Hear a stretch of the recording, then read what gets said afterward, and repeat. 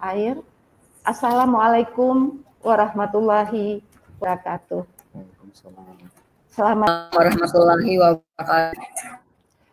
Pada hari ini kita kembali berjumpa pada acara webinar series PABDI dan kita masih membahas mengenai topik hipertensi. Memang topik hipertensi ini tidak pernah habis kita bahas karena selalu dari masa ke masa selalu saja ada hal-hal yang baru, ada bukti-bukti baru yang perlu kita diskusikan dan kita sharing kepada sejawat semuanya. Dan pada webinar kali ini, kita akan mendengarkan presentasi dari dua pembicara yang pakar pada bidangnya. Yang pertama adalah Profesor Dr. Hairani Rashid, spesialis penyakit dalam, konsultan ginjal Fakultas Kedokteran Universitas Hasanuddin. Pembicara kedua adalah Dr. Eka Ginanjar, spesialis penyakit dalam,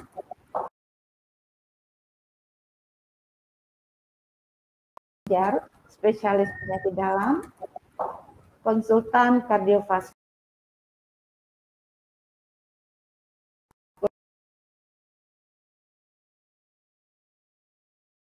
UI. Saya Dr. Aida Lydia akan mendampingi dua orang pembicara kita pada hari ini. Untuk mempersingkat waktu, kita masuk kepada topik pertama yang akan disampaikan oleh Profesor Hairani Rashid adalah Weighing the Evidence in Hypertension and Challenging Safety Perception.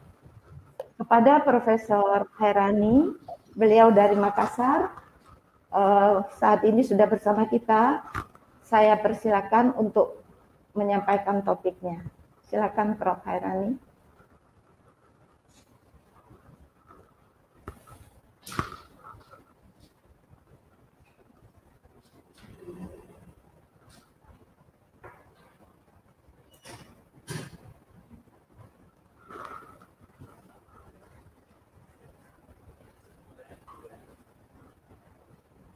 Mungkin Prof. Hairani masih mempersiapkan. Assalamualaikum warahmatullahi wabarakatuh. Selamat siang, Dok. Tentunya sebelum saya memulai, saya mengucapkan minal aidin wal faizin untuk kita semua para partisipan pada webinar pada siang hari ini. Saya mendapat tugas untuk membawa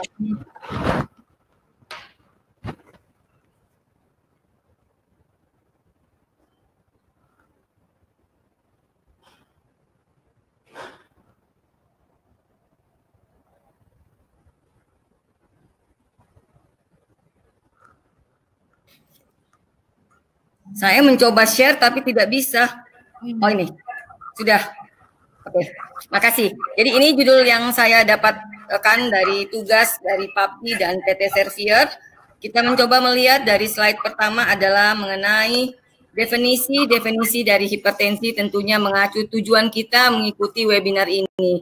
Diharapkan dengan mengikuti webinar ini kita akan mendapatkan beberapa informasi mengenai adanya fakta tentang obat hipertensi untuk golongan yang saya akan bawakan, ataukah itu bukan sesuatu laporan yang betul dari hasil penelitian-penelitian yang sudah berjalan. Inilah beberapa fakta dan beberapa laporan-laporan yang kita harus tidak percayai atau kita menganggap sebagai satu laporan palsu kah, ataukah merupakan sesuatu hal yang memalsukan ketidakbenaran. Dan hal tersebut adalah menyangkut mengenai pengukuran tekanan darah.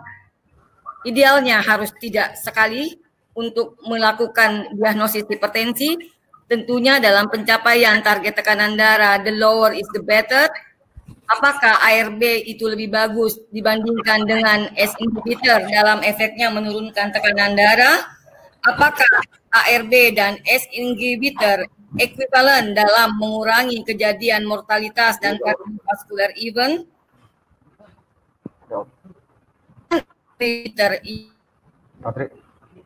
Udah off kan audio?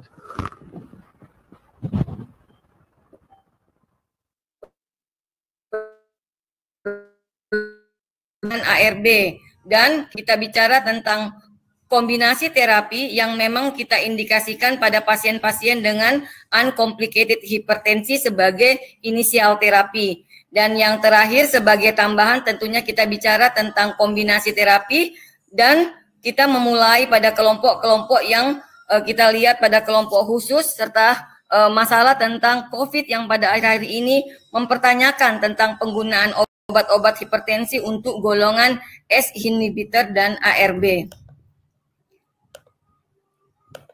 Saya memulai dengan beberapa definisi yang biasanya kita pakai dalam melakukan diagnosis hipertensi. Kita biasa menggunakan JNC7, kita menggunakan ACC atau AH atau ESC dan ESH klasifikasi. Dan beberapa kriteria yang dapat kita pakai untuk mendiagnosis hipertensi dengan menggunakan beberapa metode pengukuran.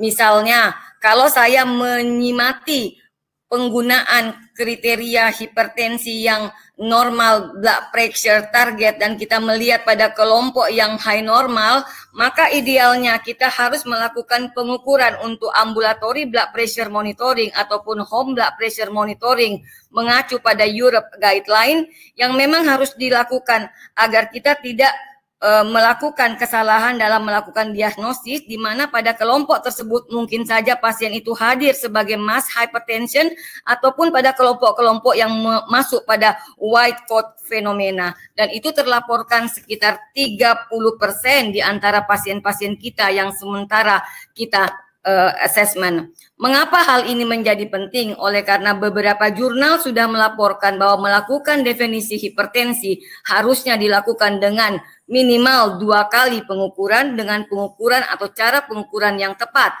Mengapa hal itu menjadi penting? Oleh karena dikatakan bahwa monitoring tekanan darah atau teknik kita melakukan pengukuran tekanan darah akan berimpak pada treatment hipertensi yang kita akan lakukan kepada pasien-pasien kita. Satu hal yang paling penting adalah selain kita menggunakan kriteria apa yang kita mau kelompokkan pada pasien-pasien yang kita kategorikan sebagai hipertensi, hal yang penting adalah melihat overall severity dari pasien sebelum memulai treatment. Hal ini yang biasa kita pahami dan kita sama-sama cermati bahwa pasien-pasien yang sudah kita kategorikan stage 1, stage 2, atau stage 3 mengacu pada kriteria yang ada, tentunya kita akan melihat pada kelompok dia mempunyai faktor-faktor resiko yang berhubungan dengan adanya kerusakan organ target, ataupun pada kelompok pasien tersebut adalah diabetes atau tidak, pasien tersebut masuk pada pasien dengan CKD. Sehingga kita mengatakan bahwa kelompok dengan tekanan darah ini mempunyai resiko yang moderat to high risk, pasien tersebut mempunyai high risk, ataukah pasien tersebut mempunyai high to very high risk.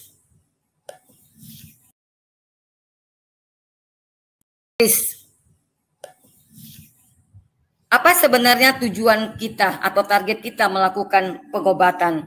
Dalam melakukan pengobatan tentunya hal yang utama dan hal yang menjadi krusial adalah melakukan treatment dari pasien-pasien tersebut. Dan kontrol tekanan darah merupakan hal yang fundamental untuk pencapaian pencegahan kerusakan organ target, dan tentunya adalah melakukan proteksi terhadap metabolik dan kardiovaskuler. Berapa target yang kita lihat dari berbagai guideline yang ada? Target yang ada pada slide ini adalah target yang direkomendasikan oleh Europe Society of Cardiology atau Europe Society of Hypertension. Seperti yang kita lihat bahwa range-nya adalah inferior limit, dan inilah yang dinyatakan bahwa tekanan darah yang direkomendasikan adalah antara tekanan darah 130 dan 120 pada pasien-pasien yang umumnya kita diagnosis sebagai pasien hipertensi. Umumnya ditujukan kepada pasien-pasien yang berusia di bawah 65 tahun ataupun yang disertai dengan komorbiditas ataupun untuk mengurangi kejadian stroke. Tetapi hal satu yang menjadi exception atau pengecualian bahwa target pada 130 dan 140 adalah pada pasien-pasien usia di atas 65 tahun dan pada pasien-pasien yang didiagnosis sebagai pasien-pasien CKD. Hal itu harus menjadi perhatian kita untuk mencapai target yang kita inginkan. Dibuktikan dengan beberapa penelitian bahwa semakin kita melakukan pengobatan dengan mencapai treatment secara intensif, yaitu di bawah 120, itu akan memberikan hasil yang lebih bagus dibandingkan kita mencapai standar treatment. Jadi untuk satu penelitian ini memperlihatkan bahwa intensif treatmentnya adalah di bawah 120 dan menggunakan pengukuran secara otomatis, dan standar treatment itu adalah secara physician menggunakan standar di bawah 140. Dan yang terlihat bahwa hasil yang diberikan pada penelitian ini terjadi pengurangan relatif risk untuk primary outcome dan kematian akibat kasus apapun dalam hubungan dengan kardiovaskuler itu adalah sekitar 25%, dan khususnya untuk penyebab kardiovaskuler itu adalah sekitar 43%. Dan sprint trial inilah yang membuktikan bahwa intensive treatment akan berhubungan dengan pengurangan kejadian kardiovaskular, morbiditas dan mortalitas. Satu lagi penelitian yang besar adalah mengenai pool analysis terhadap penelitian dari sprint dan accord.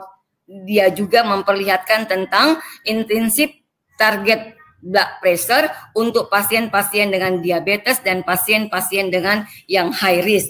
Dan terlihat bahwa dari hasil kombinasi data untuk sprint dan accord trial ini terbukti bahwa pengurangan spesialis dikhususkan pada target yang mencapai di bawah 120 itu kira-kira mendapatkan pengurangan sekitar 17% dari primary outcome, dan terlihat bahwa pada pasien-pasien diabetes respons sama dengan pasien-pasien yang berbeda dalam hal usia maupun pada pasien-pasien yang mempunyai riwayat penyakit kardiovaskuler sebelumnya.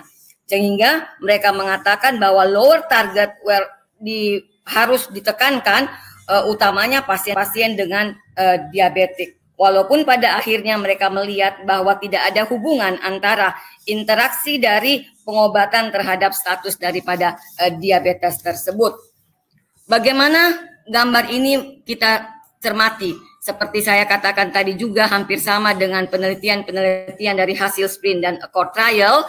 On target dan Traction trial pun juga memperlihatkan hal yang sama.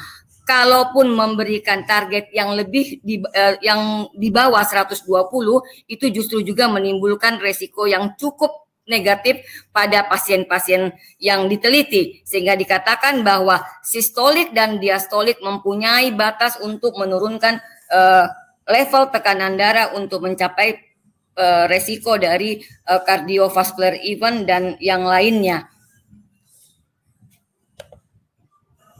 Satu review dari Cochrane juga memperlihatkan tentang efikasi dari ACE inhibitor dan ARB dalam hal kemampuan untuk menurunkan tekanan darah.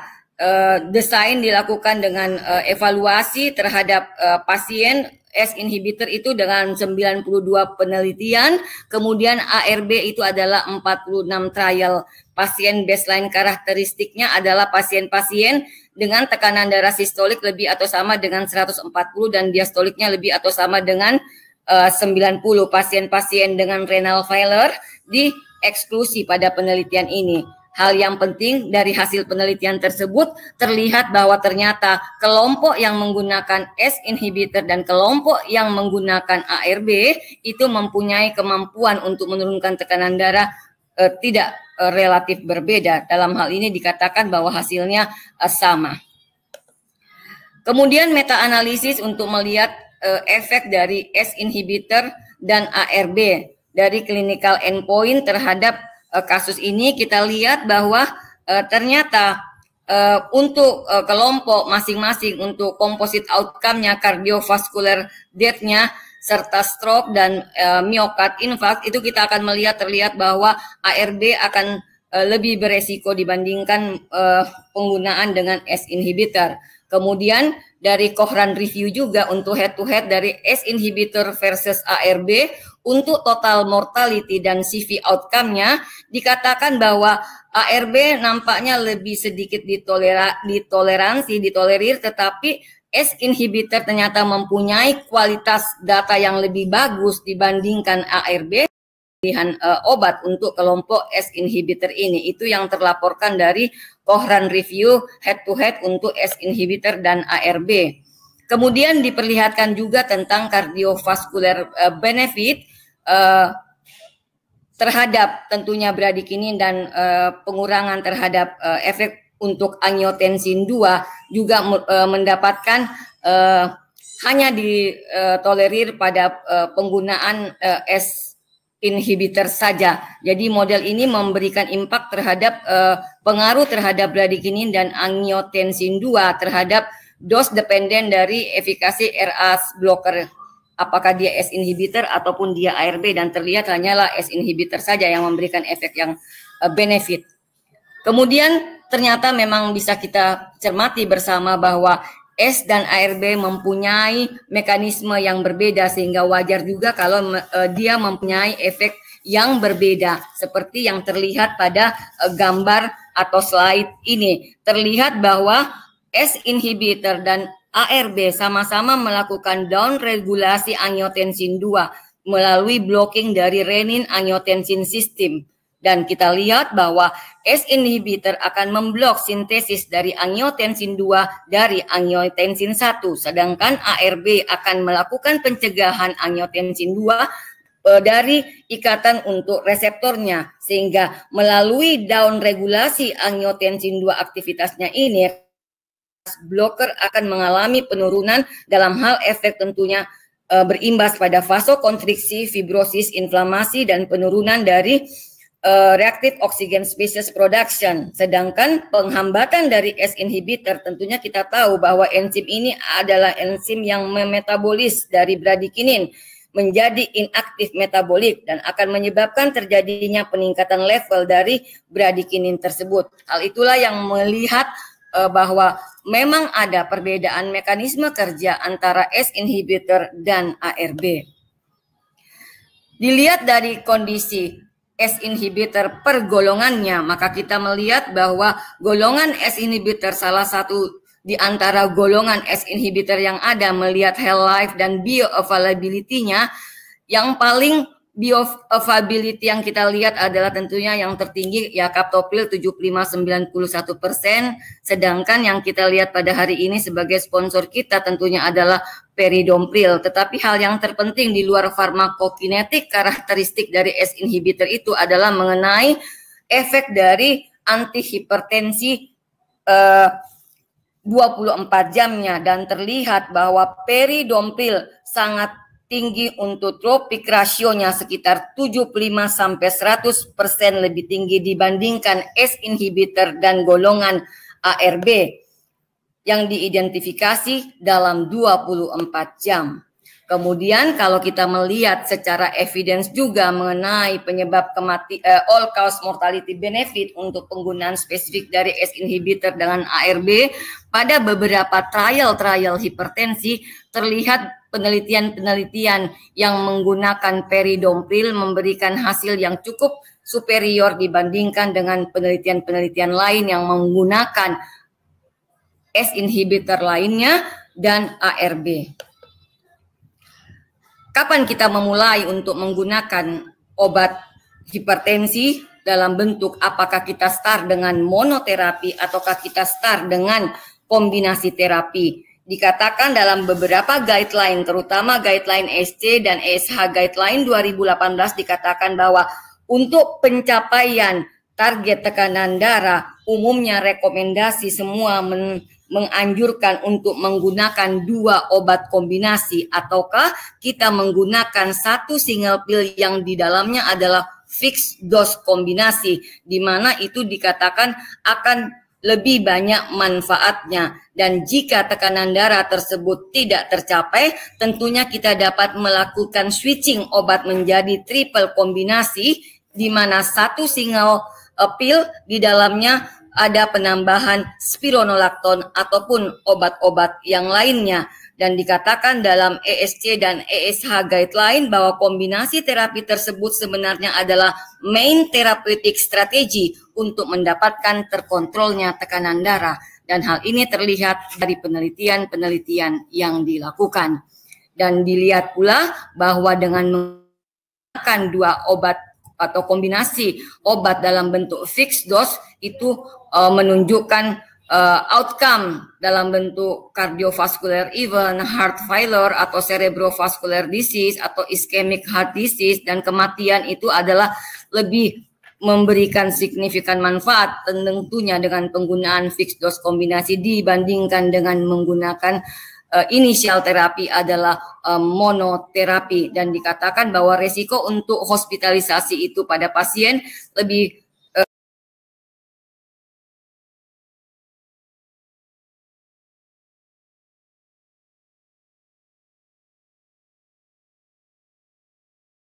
yang seperti terlihat pada slide ini, yaitu dengan penggunaan satu pil yaitu ACE inhibitor atau ARB atau CCB atau diuretik. Kemudian step kedua kita dapat menggunakan kombinasi dari kelompok obat yang ada.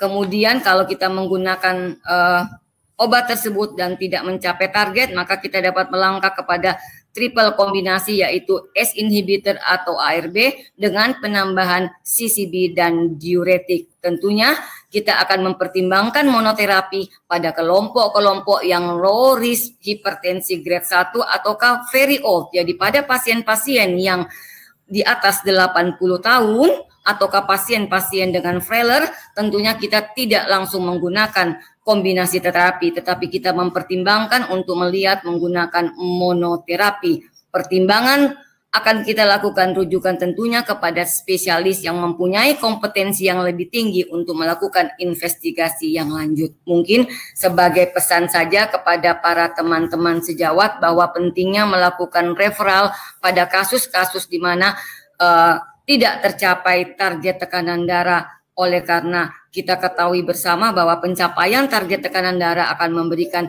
manfaat yang signifikan pada pasien-pasien kita. Ini adalah selipan satu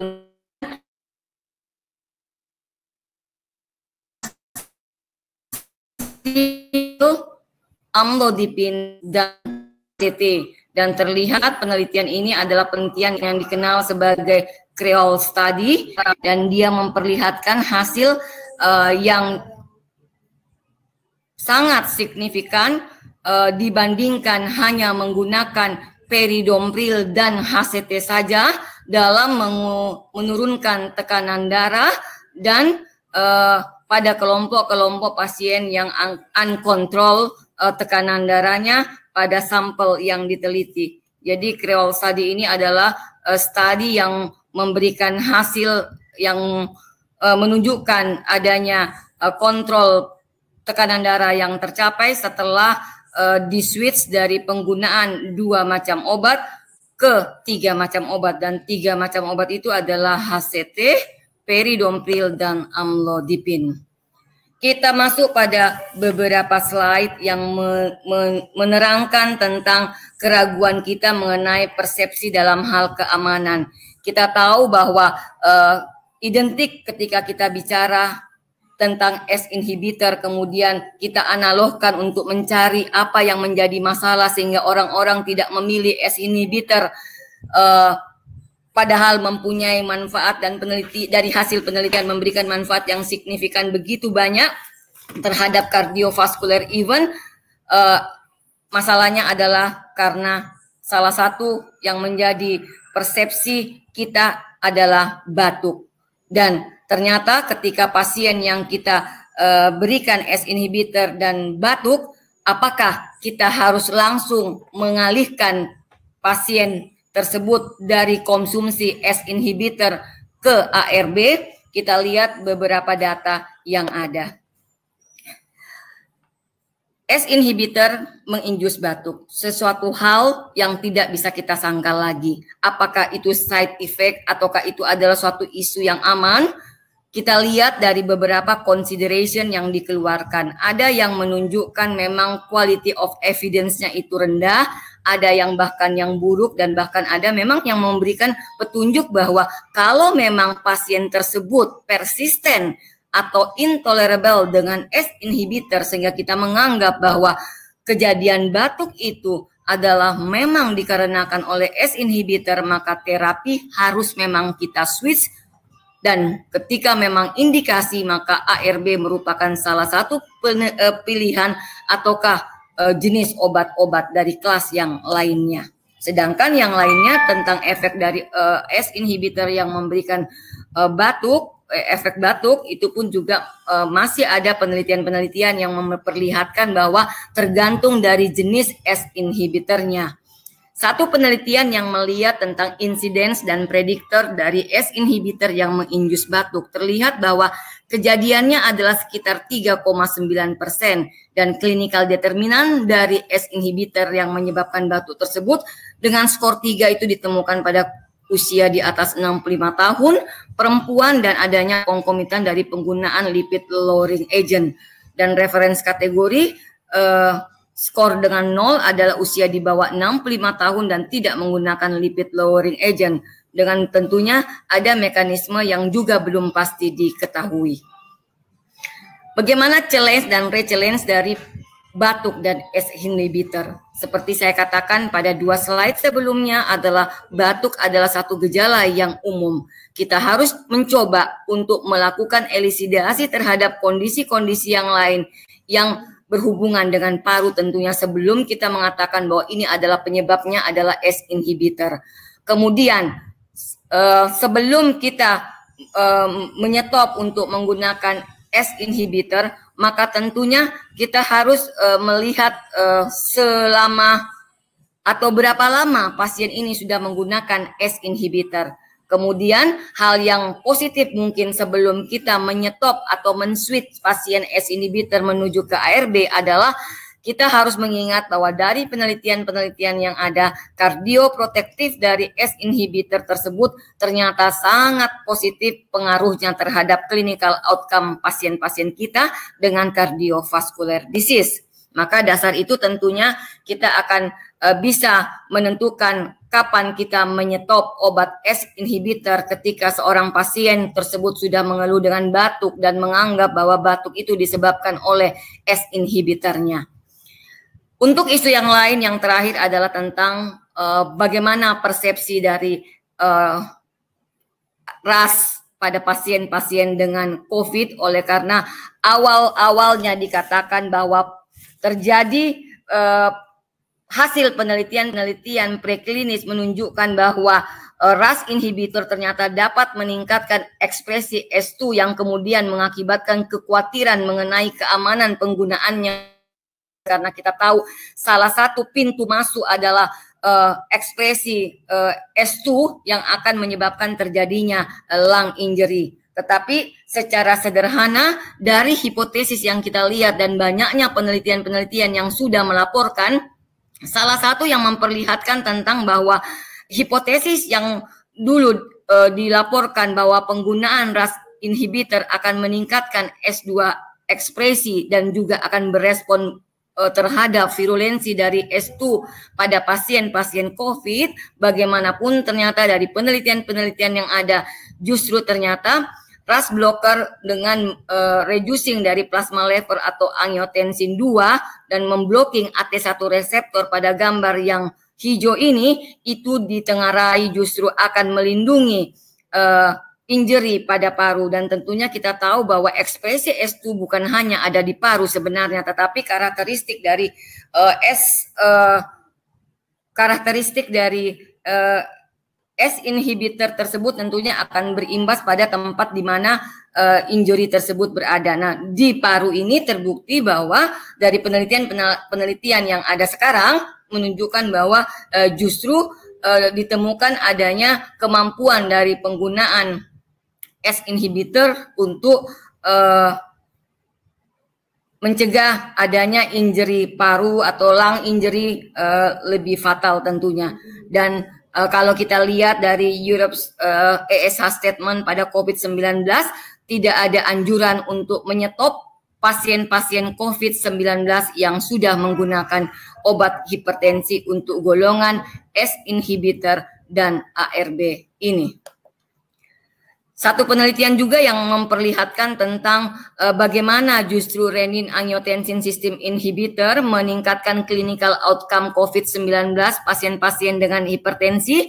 Saya mengambil dari satu abstrak bahwa abstraknya ternyata mengatakan bahwa setelah dilakukan observasi pada pasien-pasien yang mendapatkan S inhibitor ataupun ARB, ternyata pasien-pasien tersebut dievaluasi dan hasil menunjukkan bahwa ternyata beratnya penyakit menjadi lebih berkurang dan kecenderungan itu tidak membuat harus S inhibitor atau ARB pun di stop. Kemudian sebagai penelitian tambahan, hasil penelitian tambahannya dikatakan ternyata S ataupun ARB terapi akan meningkatkan CD3 dan CD4 yang ada pada pasien dibandingkan pasien-pasien yang menggunakan antihipertensi lainnya. Kita tahu bahwa CD8T dan CD3 itu akan menyebabkan penurunan dari peak viral load pasien-pasien dengan COVID-19.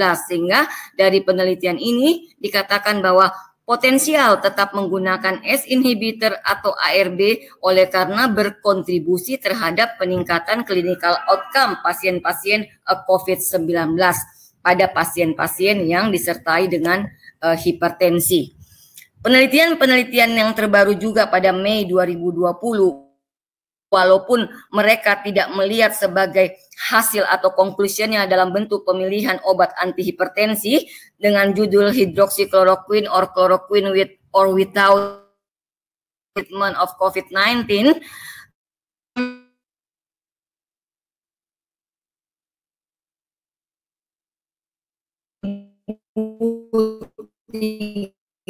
dilakukan pengamatan dalam dua fase, yaitu fase 1 dan fase 2. Mereka cuma mau memperlihatkan bahwa dari demografik dan komorbiditas pasien terlihat bahwa survival rate hospitalization pasien COVID dengan hipertensi tinggi dengan penggunaan inhibitor 8,8% dibandingkan dengan komparator dengan penggunaan ARB yaitu 6,1%. Kemudian yang lain lagi adalah mengenai independent predictor, juga terlihat bahwa ternyata dengan S inhibitor kelompok pasien pada pasien ini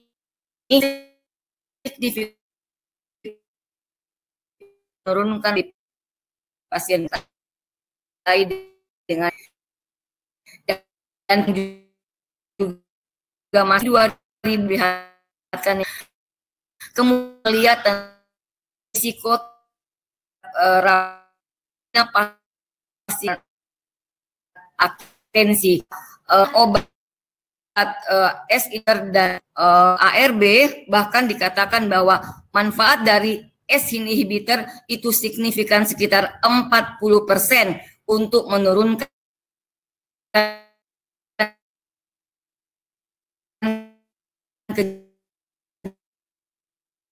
kejadian rawat pengguna. Dan penelitian ini adalah hasil dari yang jelas lihat bahwa sekitar 40% memberikan signifikan penurunan rawat, maka ada alasan untuk kita sampai saat untuk GAR ataupun ARB. Kira-kira hal itulah yang saya bawakan. Semoga kita bisa terima dan kita bisa dapat diskusi bahwa hal yang terpenting tentunya adalah dua-duanya golongan S inhibitor dan ARB itu menurunkan tekanan darah. Tetapi dari yang saya inhibitor yang mempunyai kemampuan seluruh penyebab dari mortalita dan kardiovaskular event dan abilitas dari darah tentunya kita tadi tentu yang nilai itu sekitar 7 sampai 100% dibandingkan dengan kelompok atau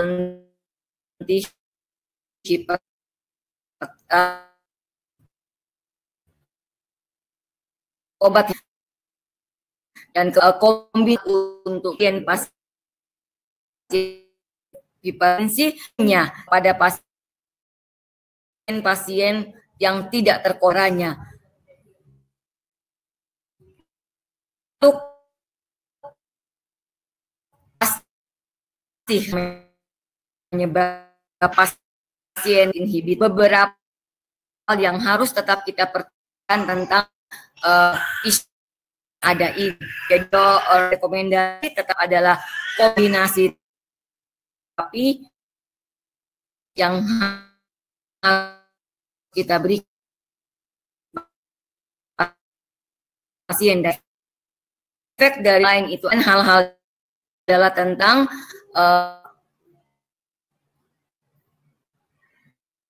masa pandemi ini, bahwa kita punya yang disertasikan obat dengan penelitian ada sampai mempunyai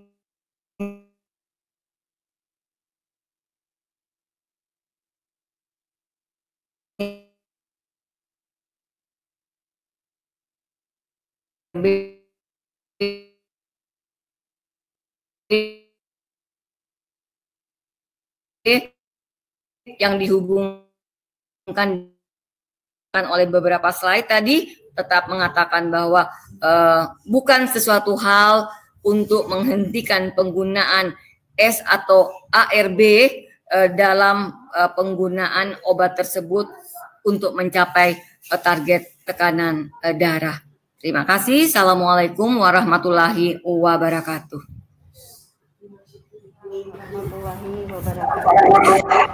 Terima kasih kepada Prof. Hairani yang telah mempresentasikan tadi dengan cukup jelas dan informatif. Mohon maaf ada sedikit gangguan koneksi, namun kita semua masih bisa melihat jelas materi presentasi beliau dari slide yang ditayangkan. Terima kasih Prof. Hairani.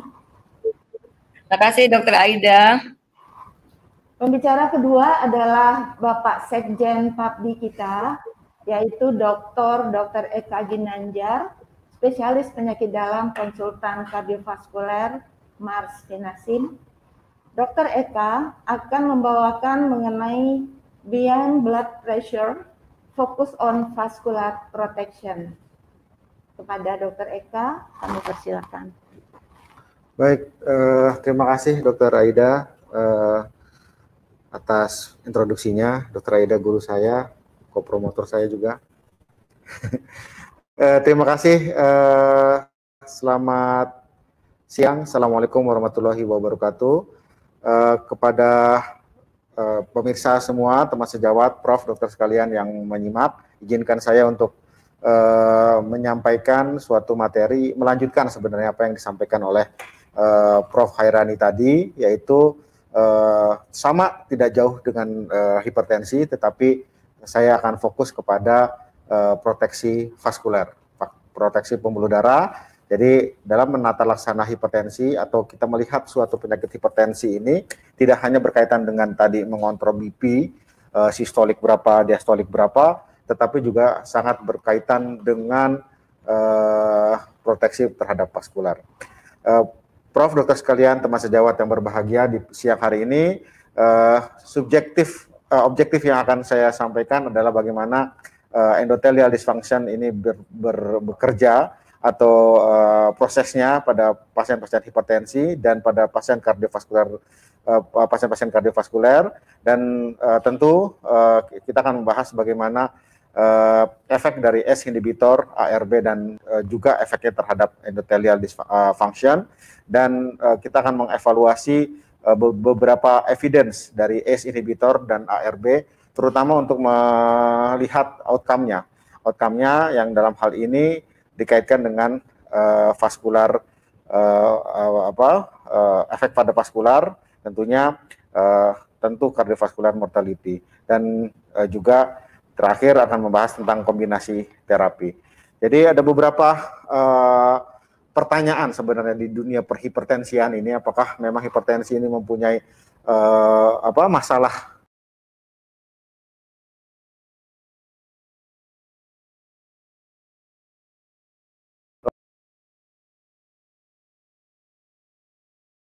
ini mempunyai fungsi dan action yang sama, dan apakah keduanya mempengaruhi fungsi dari endotelial pada pembuluh-pembuluh darah besar, dan juga treatment hipertensi berkaitan dengan hemodinamik dan vascular approach. Terakhir, bagaimana ACE inhibitor dan ARB dalam perannya mengurangi penyebab dari cardiovascular mortality pada pasien-pasien high risk. Prof, teman sejawat sekalian, kita lihat bahwa slide ini dari Zhou sudah cukup lama, tahun 2006, tetapi saya sangat senang dengan menampilkan slide ini karena biar bagaimanapun ini slide ini sangat menggambarkan suatu proses kejadian yang ada, yaitu kita sebut dengan the cardiovascular disease continuum, di mana event kardiovaskular ini dimulai dari risk factor. Risk factor, di mana risk factor ini bermula dari faktor-faktor resiko yang kita tahu salah satunya adalah hipertensi, lalu kolesterol, diabetes mellitus, lalu insulin resisten, dan merokok. Berbagai faktor resiko ini saling bekerja sama, terutama kita fokus kepada hipertensi untuk merusak vaskuler. Ya, jadi di sini akan terjadi atau mengalami yang namanya endothelial dysfunction. Dan endothelial dysfunction ini pada akhirnya akan mengalami aterosklerosis, dan ujung-ujungnya aterosklerosis ini ketika sudah mengalami suatu penyempitan, maka disebut dengan CAD atau penyakit jantung koroner, coronary arterial disease. Dan ketika efeknya sudah ada pada klinis, maka disebut myocardial ischemia, yang pada akhirnya kalau terjadi rupture plaque akan terjadi coronary thrombosis. Coronary thrombosis kita tahu kalau di otak akan terjadi stroke, dan serangan jantung akan mengakibatkan myocardial infarction. Sebentar, ini kayaknya slide-nya nggak muncul nih.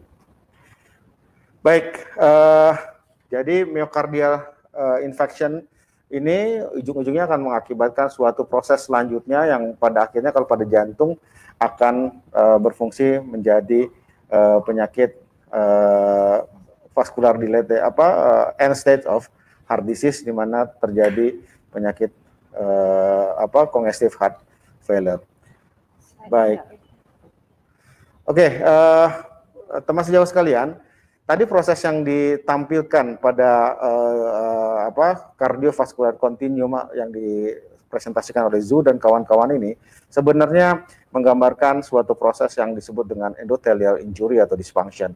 Ya, kita bayangkan suatu pembuluh darah, dindingnya itu kan dilapisi oleh endotel, dan ketika endotel ini mengalami kerusakan atau dysfunction atau injury yang diakibatkan oleh faktor-faktor resiko ini, ya diabetes, hipertensi, obesitas, imunitas, infeksi, dislipidemia, dan lain-lain semua, dia akan menyebabkan suatu endothelial injury atau dysfunction tersebut. Dan endothelial injury dan dysfunction ini akan mengakibatkan suatu proses inflamasi. Banyak faktor yang berpengaruh, tapi di sini proses inflamasi ini akan menyebabkan peningkatan molekul-molekul adhesif, meningkatkan monosit, meningkatkan limfosit, akan menyebabkan marker-marker inflamasi, menurunkan NO, dan meningkatkan endothelin. Dan ini menyebabkan suatu proses yang kita sebut pembentukan dari ateroma, dari komponen aterosklerosis itu tersebut.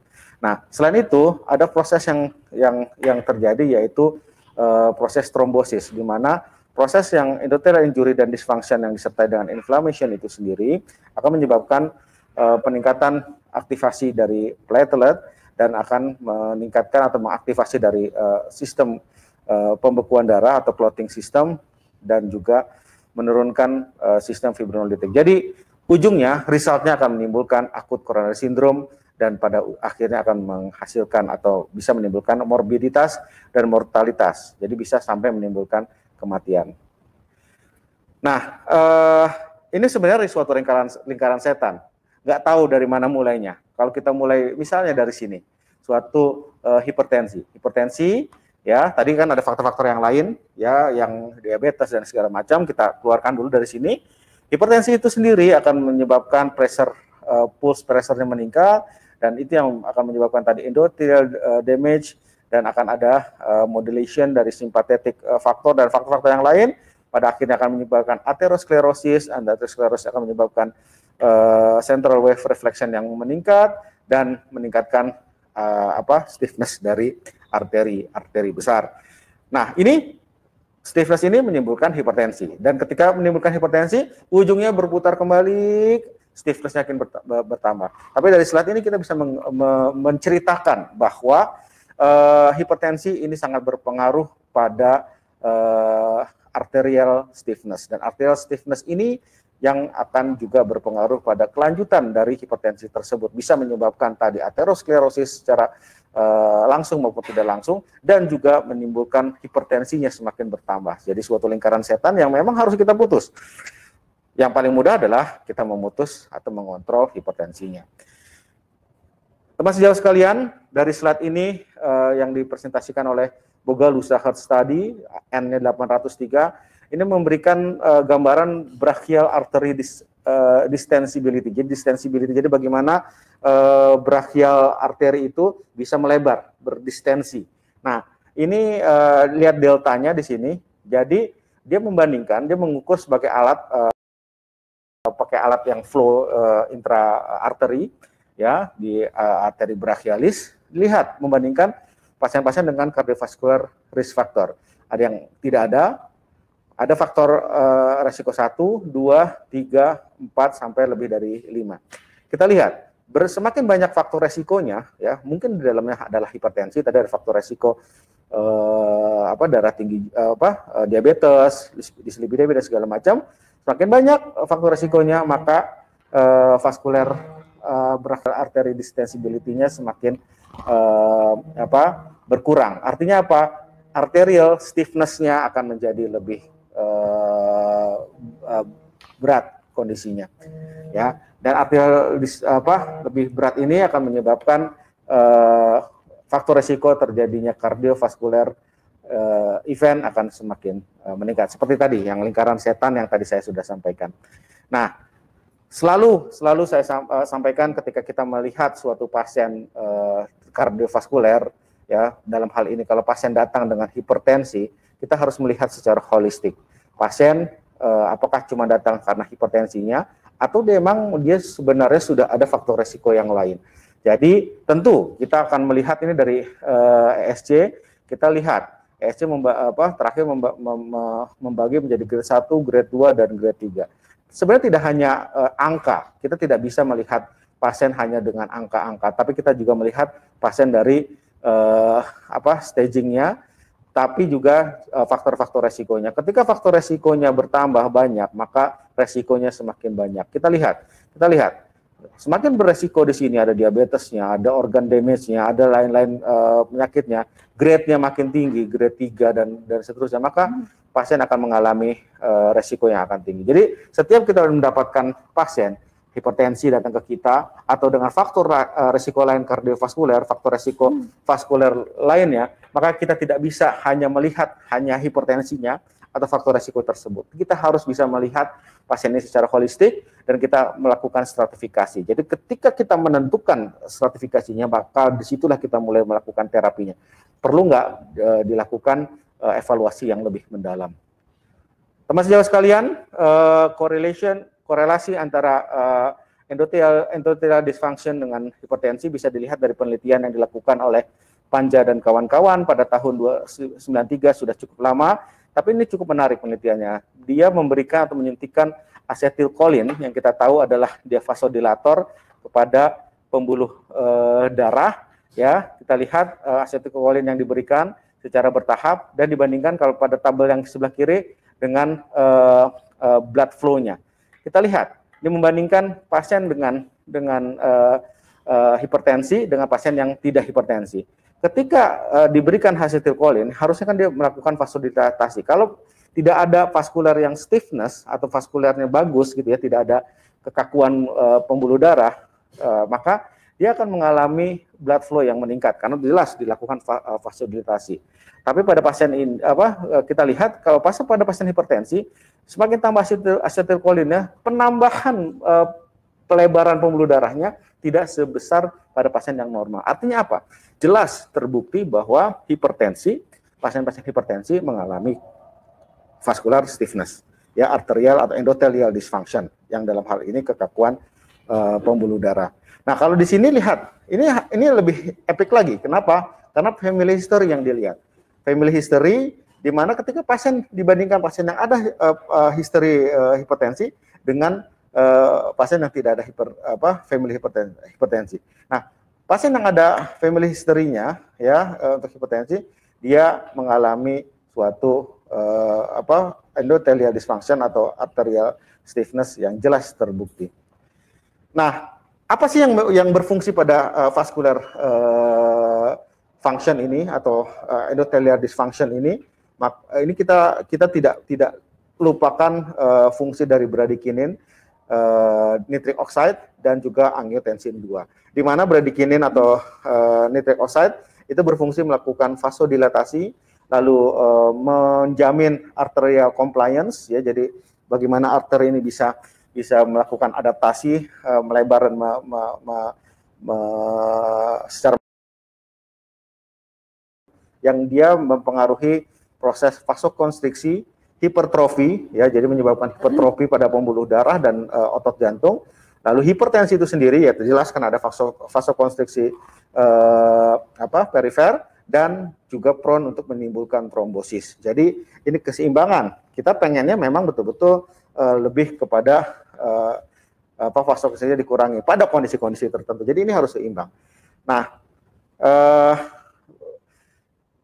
atas dasar itu maka kita harus betul-betul dalam melakukan terapi atau kita memperhatikan pasien hipertensi ini harus memperhatikan timbangan ini, yaitu antara bradykinin dan atau NO dan angiotensin 2. Karena disinilah kita memperhatikan fungsi atau akibat vaskulernya. Kita lihat overexpression dari ACE angiotensin converting enzim itu akan menyebabkan angiotensin 2 berlebih. Akibatnya dia bisa menyebabkan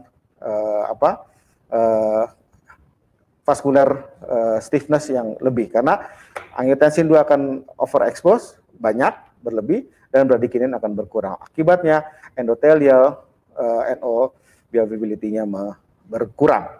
Ya, jadi dia akan berkurang NO dan dia akan meningkatkan ROS yang menyebabkan NO-nya akan berkurang. Ya, akibatnya akan menyebabkan kerusakan atau tidak berfungsinya NO dengan baik sehingga menimbulkan oksidatif stres yang tinggi. Nah, ini yang menjadi problem tadi selain stiffness-nya juga meningkatnya oksidatif stresnya. Sehingga dua faktor ini menyebabkan masalah di fungsi dari endotelial, yaitu mengurangi atau berpengaruh pada vasodilatasinya, juga berpengaruh pada antiagregasinya. Nah, hubungan NO dan oksidatif stresnya itu akan menyebabkan fungsi tadi akan menyebabkan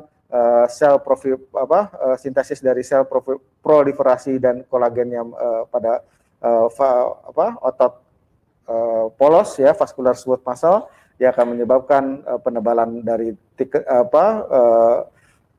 tunika media ya, dan hal ini bisa menyebabkan selain penyempitan juga menyebabkan arterial stiffness yang lebih berat. Lalu dia juga akan menyebabkan kerusakan endotelium dan jelas merangsang endotelial apoptosis, merangsang vascular endothelial growth dan matrix metalloproteinase yang keduanya bisa menyebabkan tadi berproses pada terbentuknya aterom plak yang proses pada aterosklerosis, dan juga endothelial permeability. Dan endothelial permeability ini menyebabkan vascular remodeling, yang itu juga perannya betul berasal pada aterosklerosis. Jadi ketika endothelial damage terjadi dan itu menyebabkan permeabilitasnya meningkat, maka di situ akan masuk unsur-unsur dalam pembuluh darah dan akan menyebabkan komponen yang membentuk aterosklerosis. Selain itu juga meningkatnya expression dari PAI1, plasminogen aktivator inhibitor 1, yang dia bisa mempunyai prone untuk menimbulkan atau merangsang timbulnya trombosis. Makanya semakin tebal semakin tebal aterosklerosisnya, plak ateros semakin tebal, selain menipis plaknya, cupsnya, juga sangat mudah timbul trombosis. Jadi resiko untuk terjadinya trombus atau trombosis itu akan besar, yang ujungnya tadi outcome-nya serangan jantung atau acute coronary syndrome dan stroke, atau stroke bisa timbul. Dan tentu pasti di dalamnya ada faktor inflamasi dan trombosisnya itu sendiri. Jadi ini tabel yang tidak asing lagi untuk kita semua, ya, proses RAA sistem, ya, renin angiotensin aldosteron system, di mana di sini tadi faktor S yang berlebihan akan menyebabkan proses yang terjadi. Maka di sini masuk kepada peran S inhibitor, dia memblok di sini, dan ada juga proses dari yang akan memblok di tempat yang lain. Dan di sini saya masuk kepada berbagai trial yang kita lihat benefit dari blocking dari ACE untuk bisa membuktikan bahwa ini memang berperan pada mencegah penyakit coronary heart disease. Prof. Dr. sekalian, ini ada HOPE trial yang primary outcome-nya adalah myocardial infarction, stroke, dan cardiovascular death. Kita lihat follow up-nya dalam hari, dan kita lihat dia relative risk reduction-nya itu sampai 22%, pemberian ACE inhibitor dalam hal ini ramipril dibandingkan dengan placebo pada hari ke 1.500, ya, N-nya cukup besar, 9.279 pasien. Jadi jelas terbukti relative risk reduction-nya sampai 22% dengan HR-nya 0,78. Dan Europa trial dengan primary outcome cardiovascular MI or cardiac death, ini menggunakan perindrofil sebagai S inhibitornya. Kita lihat follow up-nya dalam hitungan tahun, ini juga terbukti dibandingkan dengan placebo menurunkan relative risk reduction-nya sampai 20%. Nah, tetapi apakah betul cuman menurunkan tensi ini berdampak pada outcome-nya? Nah, kita coba lihat, apakah hanya menurunkan tensi saja atau kan memang ada efek vaskularnya. Nah, ini ada studi pertinen, ya, dilakukan tahun 2007 oleh Sesoni dan kawan-kawan. Dia membandingkan placebo dengan perindrofil. Dia ambil baseline-nya, lalu ada dua arm,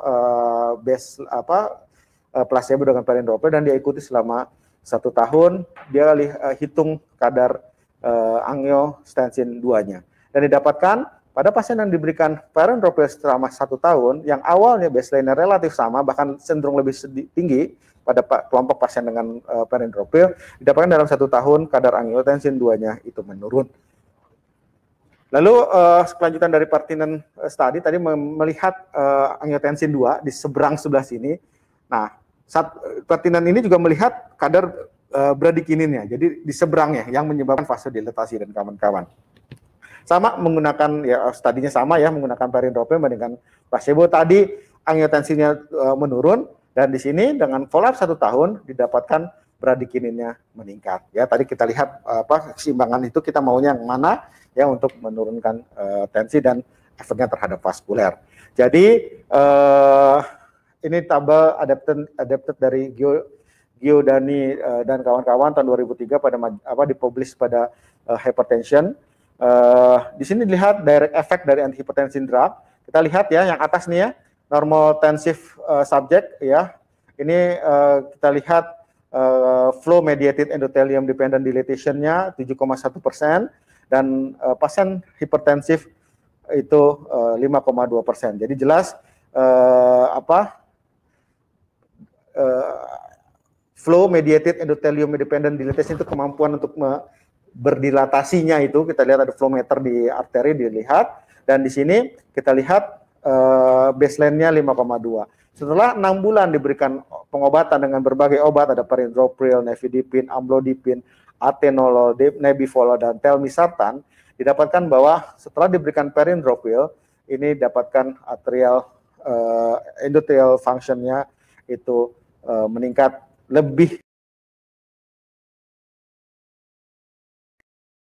dominan pada pasien yang diberikan perindopril. Memang tidak seperti yang normal ya. Kalau normal atau normotensif itu 7,1, di sini 6,4, tapi lebih baik dibandingkan nifedipine, amlodipine, bahkan dibandingkan dengan beta blocker sekalipun, nebivolol dan atenolol.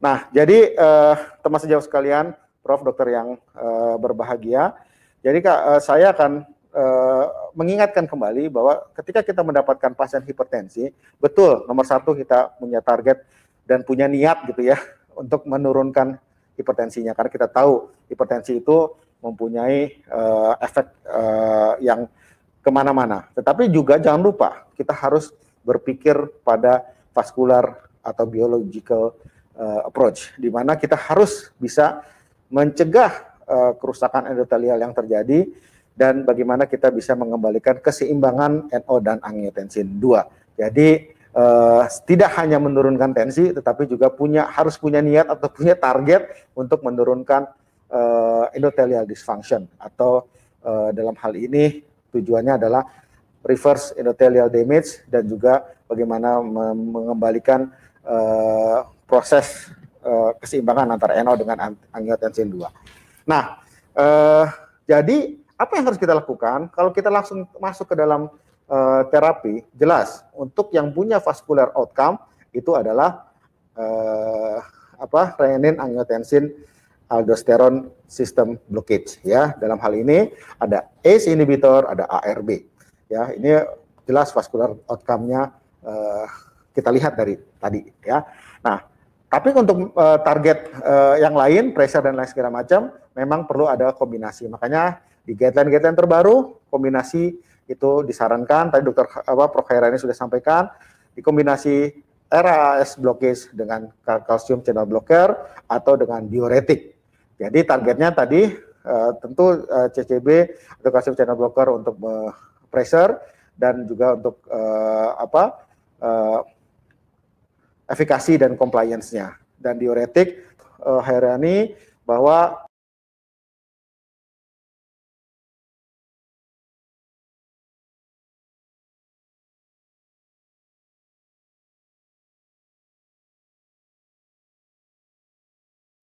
terapi dari awal sudah menggambarkan adanya kombinasi. Kombinasinya itu apa? Tentu tadi ya, vascular outcome, ACE ditambah spironolactone. Dan kalau memang masih tidak bisa, maka kita berpikir untuk ditambah yang lain, yaitu alpha blocker atau beta blocker. Walaupun di sini dikasih catatan beta blocker kalau pada kondisi-kondisi yang memang khusus, terutama pada aritmia, gagal jantung sih utamanya, dan pasien-pasien post myocard infarction, karena berfungsi langsung pada jantungnya. Teman sejauh sekalian, jadi pada banyak trial yang membuktikan kombinasi versus placebo versus monoterapi, dan katakan bahwa memang terapi kombinasi ini lebih dominan, lebih baik. Ini beberapa terapinya dengan outcome-nya, selain outcome systolic blood pressure-nya tercapai, juga outcome dari kardiovaskuler, stroke, kardiovaskular event, dan lain segala macam, ini menjadi lebih baik. Dan terus tentu perhatian bahwa penggunaan kombinasi ACE inhibitor dan ARB digunakan secara bersamaan itu akan menyebabkan event pada renal yang lebih. Ascot BPLA itu juga melihat adanya reduction dari kombinasi amlodipine dengan perindopril dibandingkan beta blocker dengan diuretik. Pada penelitian Ascot yang lain, ya, outcome-nya cardiovascular mortality, kita lihat all-cause mortality-nya cardiovascular mortality-nya itu lebih baik dengan RR-nya 24%, amlodipin perindropil, lalu all cause mortality-nya juga RR-nya sampai kepada 11%. Jadi kita lihat follow up-nya dalam waktu hitungan 5 tahun, ini mendapatkan outcome yang lebih bagus kombinasi perindropil dengan amlodipin dibandingkan dengan beta blocker dengan diuretik. Nah, kadang-kadang kita lihat di BP sistoliknya itu sama aja hasilnya, tapi ternyata kalau kita lihat central pressure-nya, ya ini ada perbedaan ya. Yang biru ini tadi atenolol dengan diuretik ya.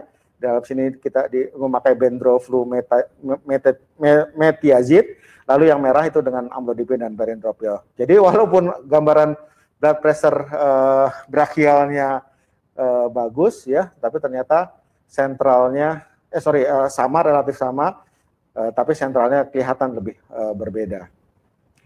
Jadi kalau kita perhatikan lagi, tadi masih lanjut case study membandingkan beta blocker thiazid dengan amlodipin perindropil, kita dapatkan amlodipin perindropil itu lebih baik dibandingkan kombinasi beta blocker dengan diuretik.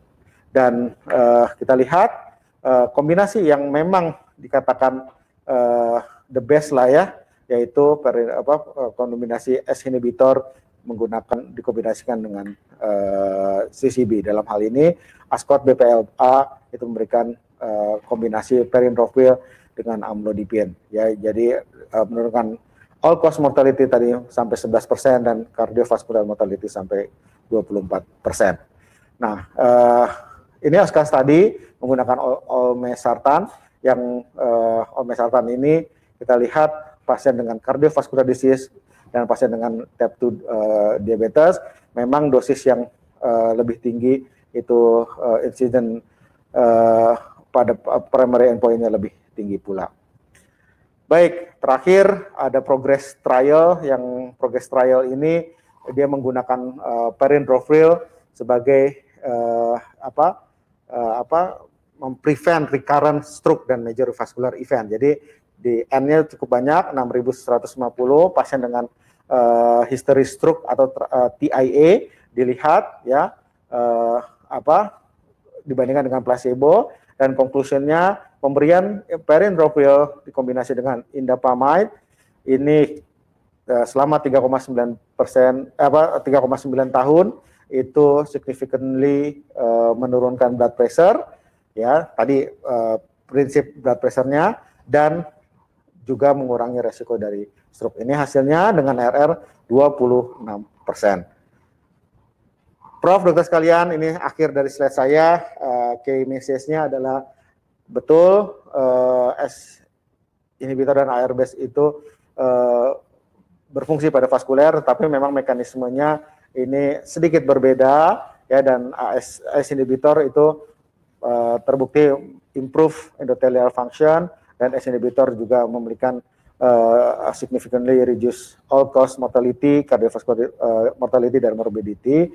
Dan initial treatment tadi disarankan oleh guidelines pun ada kombinasi, yaitu pertama menggunakan ACE inhibitor ya atau ARB, dan kombinasi dengan calcium channel blocker atau diuretik.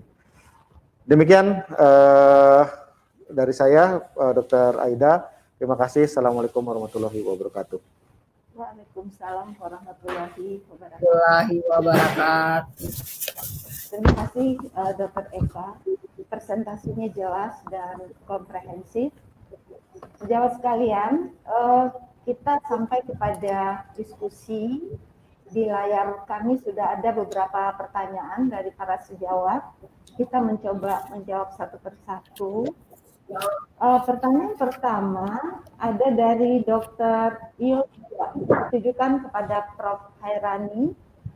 Pertanyaannya adalah, tadi Prof. Hairani menyatakan mengenai studi Creol itu dilakukan pada populasi pasien-pasien di Afrika dan Sub-Sahara. Pertanyaannya adalah, apakah hasil studi ini dapat diadopsi untuk ras lain, misalnya pada ras Kaukasia? Itu pertanyaan kedua untuk Prof. Hairani juga. dikatakan bahwa pemberian obat lipid lowering agent yang diberikan bersama dengan ACE inhibitor itu akan meningkatkan risiko batuk. Yang ditanyakan, apakah itu terjadi pada semua golongan obat anti-lipid atau hanya golongan tertentu saja? Iya, saya bisa jawab dulu yang 2 pertanyaan ini, Dokter Aida. Boleh, silakan. Iya, supaya nggak kelupaan. Ya, jadi pertanyaan pertama tentang apakah penelitian yang menggabungkan 3 kombinasi obat ya, ada kelompok orang hitam itu dapat kita terapkan pada kelompok atau ras yang lain, tentunya kita pasti tetap akan membutuhkan penelitian-penelitian yang memberikan hasil pada kelompok yang bersangkutan. Tetapi rata-rata dari kombinasi obat yang ada ini, itu sebenarnya kalau per masing-masing obatnya itu sudah diterapkan pada kelompok yang lainnya, sehingga kalau kita mengacu pada penelitian-penelitian yang menggunakan single obat, itu mungkin tetap berkemungkinan untuk bisa kita terapkan untuk penggunaan obat ini. Tapi sekali lagi masih tetap membutuhkan penelitian yang lain. Kemudian pertanyaan yang kedua adalah mengenai apakah kondisi batuk yang diakibatkan pada kelompok akan beresiko pada kelompok yang menggunakan obat penurun lipid itu dilaporkan hanya pada satu kelompok tertentu. Pada penelitian yang dilaporkan di 3 kelompok tadi yang menyangkut pada usia, menyangkut pada wanita muda dan penggunaan lipid, memang hanya golongan satu statin saja, tetapi tidak dilaporkan untuk golongan penurun lipid yang lainnya. Tapi mungkin ada penelitian-penelitian yang lain, tapi saya belum melakukan penelusuran. Hanya untuk penelitian yang saya baca pada presentasi ini itu adalah statin. Demikian Dokter Aida. Ya. Baik, mudah-mudahan menjawab pertanyaan Dokter Yoshua dan Dokter satu lagi Dokter Maria ya. Kemudian pertanyaan selanjutnya ditujukan kepada Dokter Eka. Dokter Eka, apakah obat pilihan untuk pasien-pasien yang usianya lebih muda, katakanlah di bawah 45 tahun, itu kombinasi pilihannya berbeda dengan pasien yang usianya lebih tua? Sebagai contoh misalnya pada usia muda apakah kombinasi ACE inhibitor atau ARB lebih dipilih dengan beta blocker ketimbang calcium channel atau bagaimana? Itu pertanyaan pertama. Dan pertanyaan yang kedua untuk Dr. Eka juga, bila kombinasi obat ini tidak diberikan dalam bentuk single pill ARB dengan calcium channel blocker misalnya, itu apakah diberikan dalam waktu bersamaan atau terpisah? Ya. Demikian Dr. Eka, mungkin dijawab dulu pertanyaannya. Baik, terima kasih Dr. Aida. Terima kasih sejauh sekalian, pertanyaannya mantap sekali ini dan praktikal yang selama selalu kita hadapi. Jadi kalau dari guidelines, saya tampilkan guidelines dari ESC. Di sini memang tidak memberikan batasan usia muda dan tua, cuman ada batasan usia lebih dari 80 tahun. Nah, cuman masalahnya memang orang Eropa 80 tahun, ya kalau kita perdebatkan di umur Indonesia berapa, kita ngikut aja guideline yang ada. Ketika semakin tua pasiennya very old, maka dia akan perlu diperhatikan lebih baik monoterapi dulu dibandingkan langsung kombinasi. Tapi bukan batasan 40 tahun atau lebih dari 40 tahun. Yang kita perhatikan adalah faktor resiko. Pemberian beta blocker itu lebih disarankan untuk yang tadi resistant hypertension, tapi dengan juga memperhatikan faktor-faktor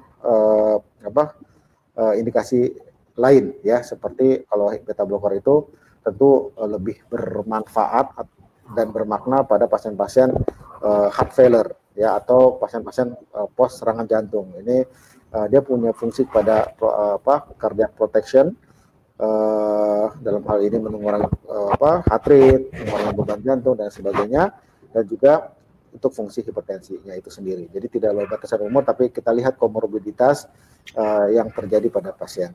Kecuali tadi yang very old ya, lebih dari 80 tahun, kita bisa perhatikan penggunaannya, sehingga dimulai dengan monoterapi, double kombinasi atau monoterapi.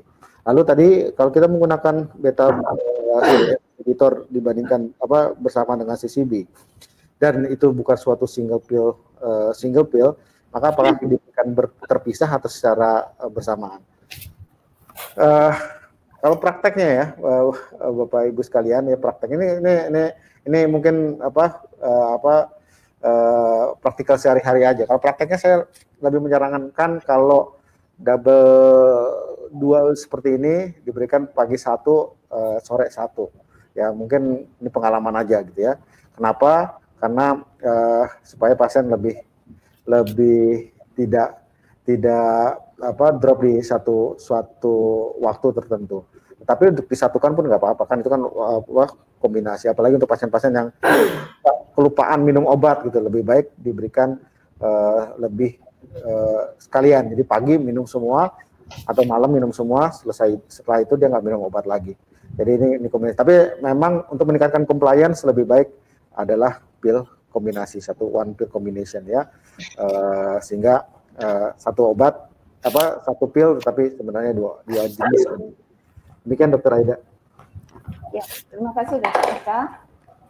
Ada pertanyaan lagi untuk Prof. Hairani dari Dr. Afdal ya. Prof. Hairani, bagaimana pemberian ACE inhibitor pada pasien dengan gangguan fungsi ginjal? Lalu apakah ada perbedaan antara satu ACE inhibitor dengan golongan ACE inhibitor lainnya untuk efek samping pada pasien dengan gangguan fungsi ginjal tersebut? Ya. Terima kasih Dr. Aida. Terlepas dari efek penurun tekanan darah untuk golongan ACE inhibitor yang mempunyai tentunya efek pleiotropik yang sangat bermanfaat untuk pasien-pasien dengan penyakit ginjal. Dalam hal ini, kalau kita bicara tentang intraglomerular, maka tentunya efek dari ACE inhibitor itu bukan sesuatu yang baru terhadap manfaat dari pasien-pasien penyakit ginjal. Masalahnya sekarang cuman kita harus memantau dari hasil pemberian golongan obat ACE inhibitor tersebut. Jadi hal yang paling banyak adalah melakukan evaluasi terhadap peningkatan kreatinin akibat pemberian ACE inhibitor. Jadi kita melakukan evaluasi jika mengalami peningkatan dalam pemberiannya, maka tentunya tidak kita indikasikan, dalam artian menyetop golongan ACE inhibitor tersebut. Yang kedua adalah efek samping dari hiperkalemia. Kita tahu sesuai dengan staging, tentunya mengacu pada staging yang ada pada penyakit ginjal kronik, maka ACE inhibitor salah satu komplikasi atau salah satu efek samping yang harus kita pantau adalah hiperkalemia. Di luar itu, umumnya pasien-pasien dengan penyakit ginjal kronik akan mempunyai manfaat dari hasil penelitian yang ada terhadap perbaikan atau mencegah perburukan dari fungsi ginjal pada pasien tersebut, dengan catatan pada gangguan ginjal akut tentunya kita juga harus tetap berhati-hati, oleh karena salah satu penyebab dari gangguan ginjal akut adalah kelompok golongan dari ACE inhibitor tersebut atau ARB, sehingga yang mendapat manfaat dari pemberian ACE inhibitor tentunya adalah penyakit ginjal kronik dari penelitian-penelitian yang ada dan sudah kita aplikasikan dengan memperhatikan dua komplikasi yang tadi. Kalau kita membandingkan antara kelas yang ada, saya mohon dibantu sama Dr. Aida, tapi belum ada penelitian yang membandingkan efek dari golongan di antara kelas ACE inhibitor yang ada, kecuali kita bicara tentang farmakokinetik dan bicara tentang peak-trough ratio tadi. Untuk yang peridompril sampai mencapai 75-100% melebihi dari golongan ACE inhibitor yang lainnya. Ya, mungkin begitu, mungkin Dr. Aida. Ya, terima kasih Prof. Hairani. Jadi dalam jangka panjang, ACE inhibitor dan ARB ini dapat menurunkan progresivitas perjalanan penyakit ginjal yang kronik, karena dia mempunyai efek untuk menurunkan tekanan intraglomerular, efek vasodilatasi dari arterial eferen ya. Baik, ada pertanyaan lagi untuk Dr. Eka. Pertanyaannya dari Dr. Andi. Yang ditanyakan adalah apakah ada studi head to head dari ACE inhibitor untuk efek proteksi terhadap vaskular.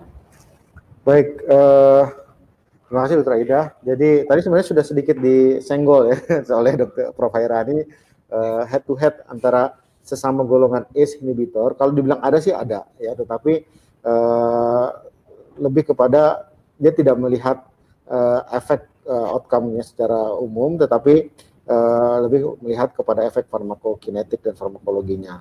Ya, tetapi kita nggak perlulah membandingkan, mewakili aja apa. Yang penting kita menggunakan ACE inhibitor dan juga fungsi ACE ini itu tadi proteksi vaskuler dan juga selain itu juga kalau dilihat ke kardiovaskuler ya, ke jantung, dia juga bisa sebagai anti remodeling. Tadi Dr. Aida juga menyampaikan ada fungsi protektif terhadap glomerulus. Jadi banyak fungsinya, tapi kalau head to head sesama golongan ACE misalnya perindopril lawan ramipril atau lawan captopril, kalau dicari sih ada saja, tetapi tidak terlalu kita dalami. Mungkin Dr. Aida bisa menambahkan, ahlinya beliau sebenarnya. Saya kira ya, betul apa yang disampaikan Dr. Eka. Jadi belum ada studi yang benar-benar head to head untuk melihat efek terhadap vaskular. Dr. Eka, ada satu pertanyaan lagi dari Dr. Junjul. Yang ditanyakan adalah, ada seorang pasien yang diberikan terapi kandesartan. Kemudian tekanan darahnya sudah terkontrol baik. Apakah masih perlu dikombinasi dengan obat lain? Ada 3 pertanyaan dari Dr. Junjul ini. Pertanyaan yang kedua adalah, seorang pasien hipertensi dengan gagal jantung, lalu apakah aman untuk diberikan kalsium channel blocker pada pasien ini?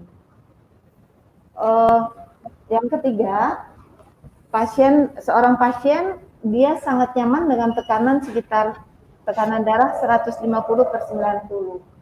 Begitu tekanan darahnya diturunkan, dia merasakan ada keluhan dan tidak nyaman. Bagaimana mengatasi hal ini sementara tekanan darahnya belum terkontrol dengan baik? Baik, terima kasih Dr. Aida. Pertanyaannya ada 3 ya. Yang pertama adalah bagaimana kita sudah diberikan kandesartan, sudah lama, sudah cocok, sudah tidak ada keluhan dan tensinya sudah terkontrol, maka apakah perlu dikombinasikan dengan golongan lain? Jadi pertanyaan ini sebenarnya pertanyaan balik lagi kepada betul terkontrol atau tidak. Kalau memang betul-betul terkontrol, ya tadi membuktikannya terkontrol atau tidak tadi betul di tensi dengan periodik yang berbeda dan segala macam. Tapi kalau betul-betul terkontrol, ya sudah, kita nggak usah lakukan kombinasi kalau memang tidak diperlukan seperti itu. Karena sudah cukup menggunakan tadi ACE inhibitor atau ARB. Pada pasien ini menggunakan ARB kandesartan. Jadi kalau menurut saya, kalau sudah terkontrol sudah lama, ya sudah tidak perlu kombinasi lagi. Kecuali memang pada pasien ini ada komorbid atau tensinya tidak terkontrol atau kembali naik turun atau kembali naik. Nah, lalu pada pasien hipertensi apakah aman digunakan amlodipin, terutama pada pasien dengan riwayat heart failure. Jadi CCB ini kan sebenarnya fungsinya ya lebih fokus kepada menurunkan pressure, ya, menurunkan blood pressure-nya. Tapi kalau pada pasien heart failure memang kita penyebab heart failure-nya apa? Kebanyakan heart failure itu sebagian besar disebabkan oleh penyakit jantung koroner ya. Penyakit jantung koroner disebabkan oleh suatu proses aterosklerosis tadi iskemik yang ujungnya terjadi tadi kardiovaskular kontinuum sudah terbayang ya. Kardiovaskular kontinuum setelah terjadi infak itu akan mengalami yang namanya remodeling. Nah, remodeling ini ada manfaatnya ACE inhibitor atau ARB untuk diberikan. Setelah diberikan ACE inhibitor dan ARB, selain tadi fungsinya untuk anti remodeling, juga ada anti angina di situ, mengurangi beban jantung dengan mengurangi preload, juga punya proteksi vaskular, mengurangi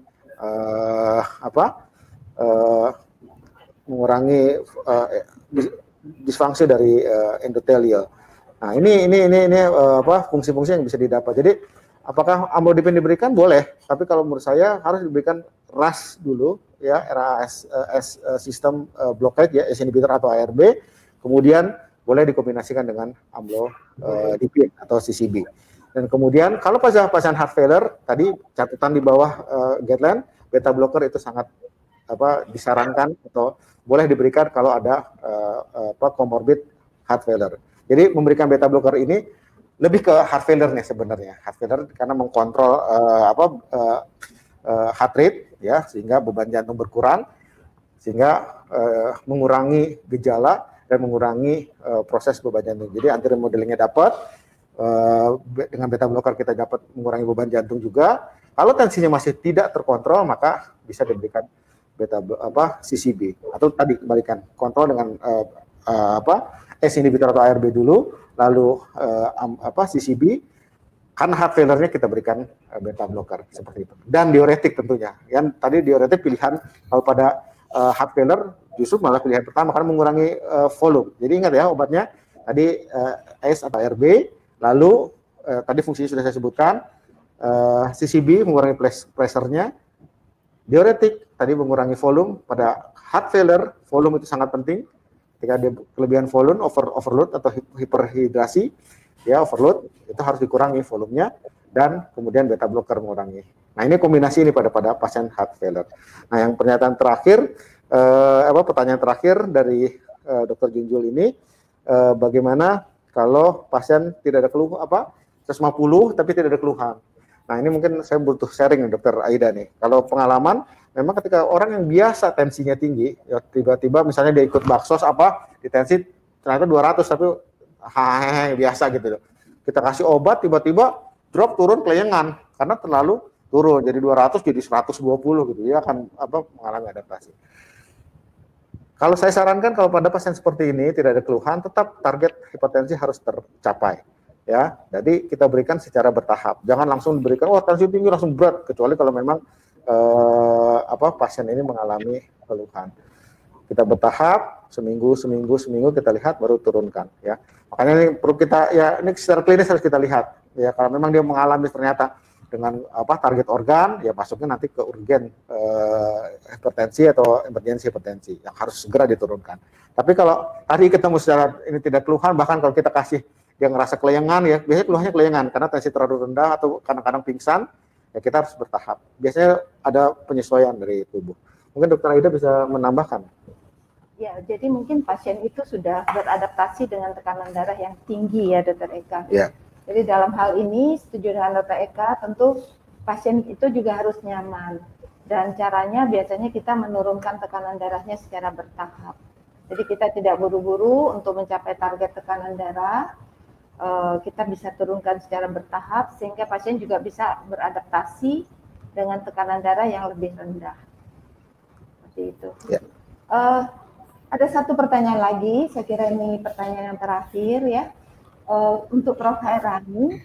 Prof. Hairani mohon dijelaskan bagaimana pada seorang pasien yang mendapat ACE inhibitor, kemudian mengalami efek samping batuk, itu teknik cara challenge dan re-challenge pengobatannya bagaimana Prof. Hairani?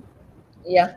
Jadi tadi saya sudah menerangkan tentang efek dari bradykinin yang menyebabkan batuk. Kemudian kalau dipertanyakan mengenai bagaimana challenge dan re-challenge-nya, biasanya kita mengevaluasi pemberian obat tersebut dalam 6 minggu sambil kita mengeksklusi penyebab batuk yang lain. Jadi dari penelitian-penelitian yang melihat efek samping batuk pada penggunaan ACE inhibitor menekankan bahwa yakinkan dulu bahwa batuk itu bukan dari penyebab yang lain. Kemudian kapan kita melakukan evaluasi, dilaporkan bahwa cukup waktu sekitar 6 minggu untuk menentukan seseorang itu memang harus kita switch dari ACE inhibitor ke ARB ataukah ke golongan kelas yang lainnya. Jadi begitu caranya untuk menilai. Jadi ditekankan di situ adalah melakukan eksklusi dulu terhadap penyebab terbatuk yang dari sumber yang lain lah kira-kira. Dan kapan waktunya? 6 minggu untuk kita menilai. Terima kasih. Ya, terima kasih Pak Hairani. Satu dari permintaan, ini bukan pertanyaan, permintaan dari Dr. Cecilia menanyakan apakah slide presentasinya bisa dibagikan Prof. Hairani dan Dr. Eka? Kalau saya oke. Kalau saya juga oke. Baik. Jadi mungkin nanti di website aja kali.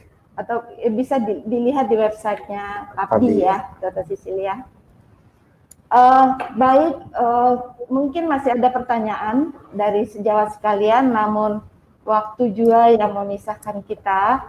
Dan pertemuan kita tidak hanya sampai di sini, karena ada webinar series dari PABDI.